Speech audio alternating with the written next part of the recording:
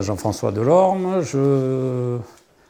j'ai commencé la céramique, je pense, aux environs de 85, à peu près, 1985.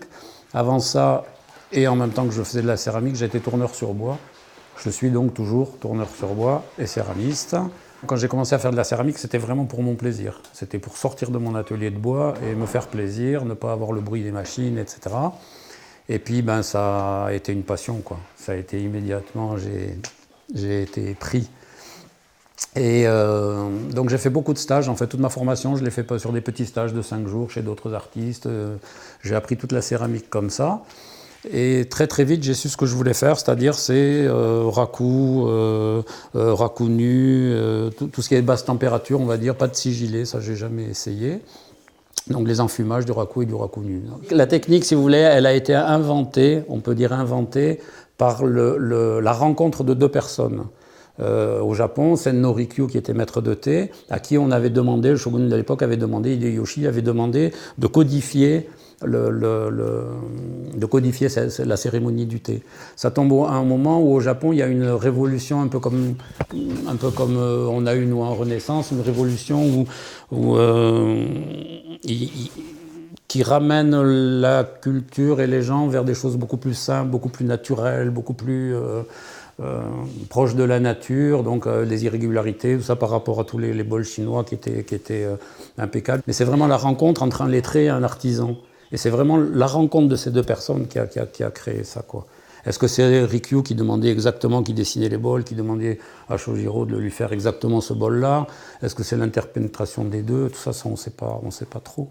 Le raku s'est exporté, on est obligé de parler là de Bernard Litsch, donc, qui a écrit son livre, le livre du potier. C'est un livre qui est paru en 1940, je pense, en langue anglaise, si je ne me trompe pas. Et dans lequel, lui, il évoque son expérience de Japon, où il a travaillé le raku.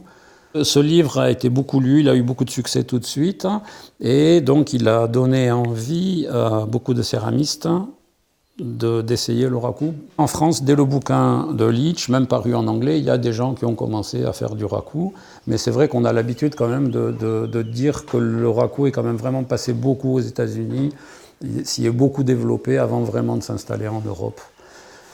Aux États-Unis, le raku est tombé au moment, on va dire, du mouvement hippie, d'une recherche de grande liberté. Les Américains n'ont pas du tout les mentalités des Japonais, hein. Ils expérimentent, rien ne leur fait peur, tout fonce, on y va.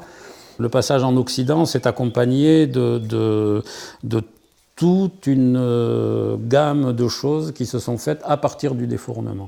Le raku, on le défourne à chaud, donc à partir de là, on peut faire beaucoup de choses. On dit que Solner, par exemple, a défourné un bol, il l'a posé par terre. En fait, il y avait des feuilles mortes, elles se sont enfumées, et c'est comme ça qu'il a enfumé ses premiers rakus. On dit que c'est comme ça que ça a démarré.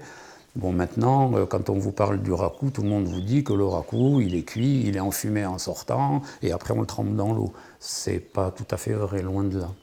Ensuite, le passage en Europe se fait principalement, alors c'est pareil, je ne saurais pas la date exacte, je crois que c'est 82, où justement Soldner est venu à Aix-en-Provence et a animé un workshop où il y avait beaucoup de jeunes potiers dont on a beaucoup entendu parler après, comme Camille Viro. On ne peut pas parler de raku en France sans parler de Camille Viro.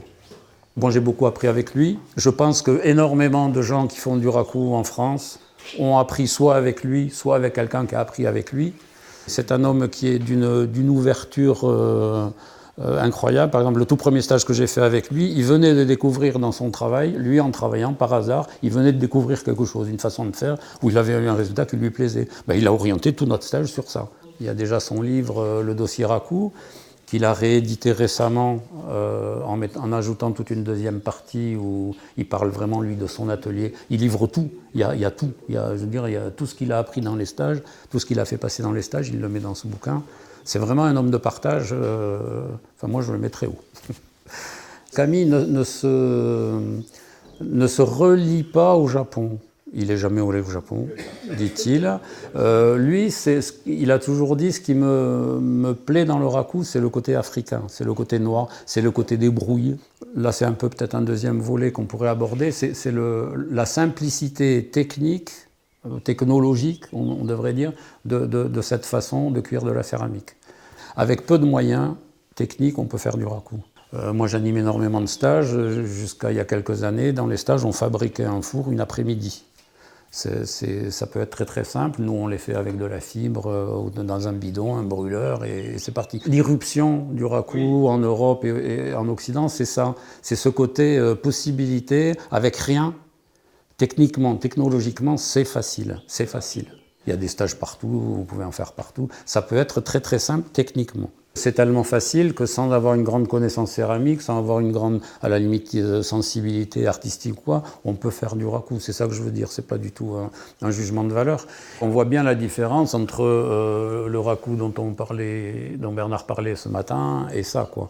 On voit bien la liberté qu'ont déjà les Américains et puis la liberté qu'on peut avoir par rapport à cette technique.